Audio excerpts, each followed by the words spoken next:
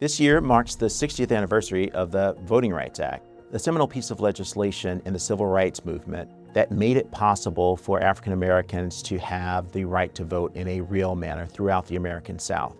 It is a hallmark of the civil rights movement. It is to give all our people the right to choose their leaders. To deny this right, I think, is to deny democracy itself. The Voting Rights Act made abundantly clear that the federal government would back the commitment in the Constitution to assure that the right to vote was available to people regardless of race. It reflected the triumph of a lot of grassroots workers throughout the South, including the great John Lewis, who actually had to face armed attack to bring this to the public's attention.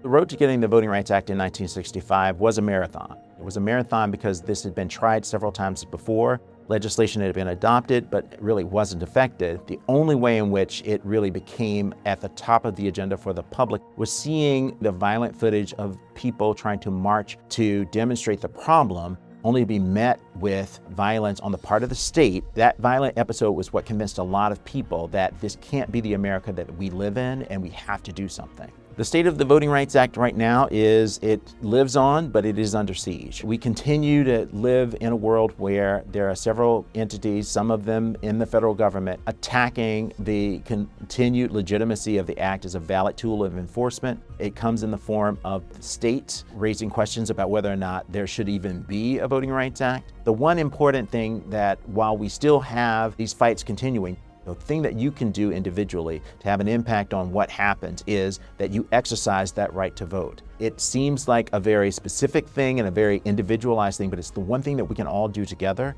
that makes America real, and it makes our wants and our needs real. And if we don't show up, we don't have an impact.